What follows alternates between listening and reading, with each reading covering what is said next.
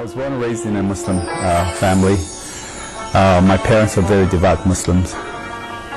I spent the first 19 years of my life being around them, and we were encouraged to practice Islam. So like most of kids my own age, I tried to do the prayers, to learn all the phrases in Arabic. We studied the Quran for 3 years of high school.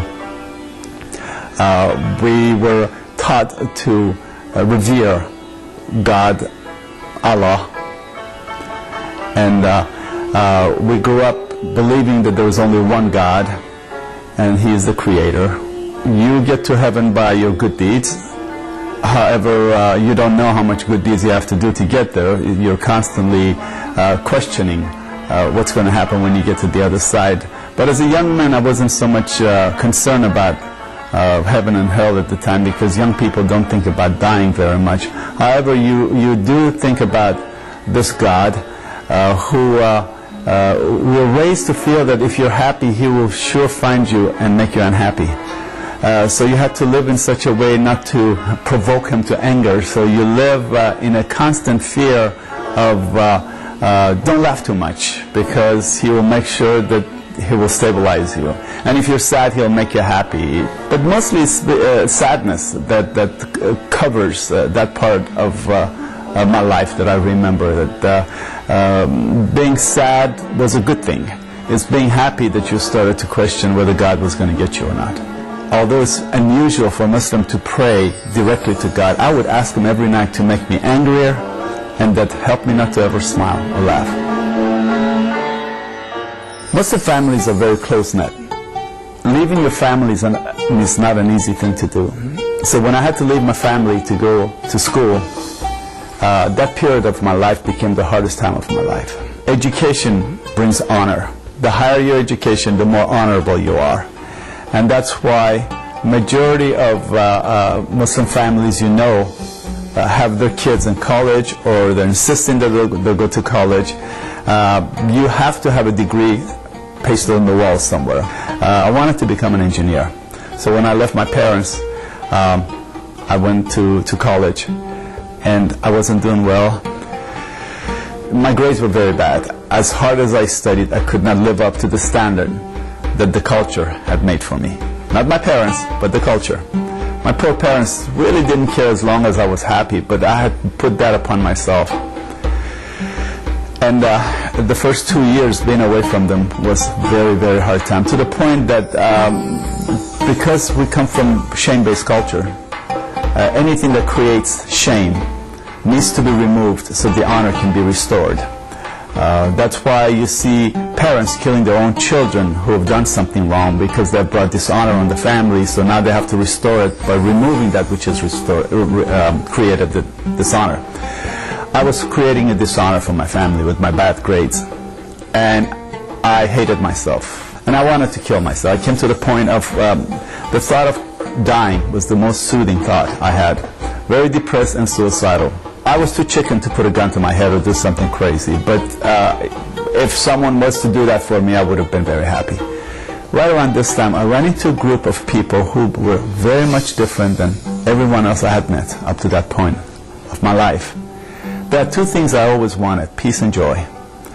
It wasn't so much the lifestyle was very radical than everyone else, but it was something that would emanate, that would just come out of them.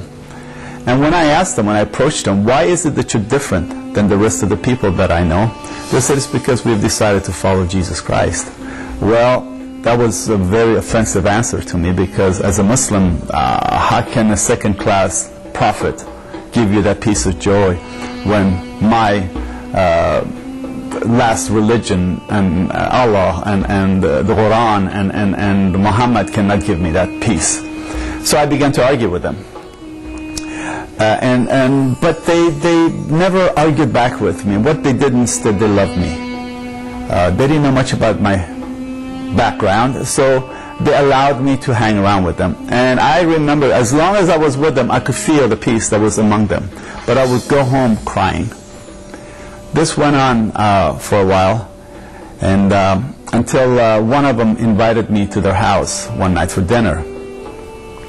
I had bought myself a motorcycle by that time, thinking that maybe I'll run into an accident and kill myself, and they wouldn't think that I deliberately did that. So I rode my bike for about 2 hours to get to that place, and when we sat down to eat, the father of the house blessed the food, prayed over the meal. I had never heard people pray. I don't even remember what he prayed, but it was that prayer that touched my heart. So after months of arguing with these people, on the way home, as I'm riding my motorcycle 80, 90 miles an hour, I began to have a conversation with God. Now, which God do you think I was conversing with? Of course, it was Allah. That was the only God I knew. And this is what I said. I said, God, I'm a Muslim, and I'm on the verge of wanting to kill myself. I know nothing about Christianity. I know nothing about Christ. In fact, everything I knew as a Muslim about Jesus was exactly the opposite of what these people believed. He wasn't divine. He never died on the cross. He wasn't the Son of God. So I said, Jesus, if you're really who these people tell me you are, please understand, I know nothing about Christianity. If you're really who these people tell me you are, I will accept you. I wanted him to remove my shame, and good grades would bring me honor. That's what I wanted them to do. I had no idea about Christian theology. I just knew if anyone could get me out of the mess I was in, it would be Jesus. And this was the extent of my prayer and the knowledge I had of him. I find it interesting that I prayed to Allah and Jesus came up. The next day when I went to school and asked a friend, how does one become a Christian? He said, all you need to do is to invite Christ into your heart. I said, I did that yesterday. What else do I need to do? As imperfect as my communication with God was, I believe he met me where I was. Once I decided to follow Jesus, the next step was to learn more about him, which was reading the Bible. So I began to read the Bible. Many of the phrases, many of the stories were strange to me. Nevertheless, I was very much intrigued by who Jesus was. I'm so glad in a way that no one tried to put words in my mouth, no one told me what to do. It was all by the direction of God through Jesus what I was supposed to do next. So I came to the conclusion that I needed to get baptized, and so a few months after I had become a believer, I got baptized. As I got to know Jesus, I realized that good grades were not that important anymore. One night as I was lying down on bed, I had just finished about Jesus walking on water. I began to think about my future, and I heard a voice saying, son, don't you think that the man who walks on water can also take care of your grades? So now I had hope. Now I had the peace and the joy that my friends had. Now I knew I could deal with the problems that were facing me. I knew that although my problems were real, that Jesus was able to walk me through it. It wasn't so much that he was going to solve all my problems, but he was going to be standing there with me. I didn't have to solve and face these problems by myself. I used to have an ulcer, and once I began to follow Christ, gradually, because that power of shame was lifted, because that weight on my back, that yoke was taken away by Jesus, then eventually my stress went away, and the pain of ulcer went away, and God healed me. But it's a process, and the more I got to know him, the greater the peace got. To the point today that I realize life is full of problems, but I have hope that I'm not facing it alone, and if I never have an answer, I still trust that God is in charge, that he is not taking it out on me, and he is not trying to punish me for something, but in fact he is with me to help me face the problems of life. I was flying from Syria to Lebanon. I sat next to an Arab gentleman, and we began to converse. He was a Muslim, and I told him about what a friend of mine had told me in Jordan. This is the story that my friend told me. He said his next door neighbor shot his own sister on the street 7 times during the day, with everyone witnessing it, and he waited until the police showed up, gave him his gun, and they let him go. because it was honor killing. His sister was caught in adultery, and he had to remove that which had brought shame to the family. By killing her, he had restored the honor. And I asked the Arab gentleman sitting next to me, I said, do you think the man did the right thing? And he said, oh, by God, yes, of course. I would have done the same thing myself. I said, have you ever done anything to bring shame on God? He thought a little bit, and being an honest man that he was, he said, yes, I have. I said, do you think God should destroy you to restore the honor to himself again? He said, yes.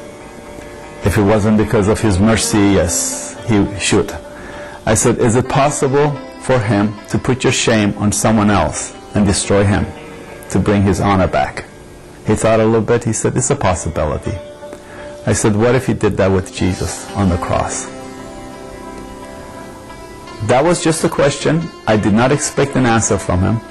I think one of the things that my friends have to realize, again, this is a process. What our job is to share the good news of Jesus with people.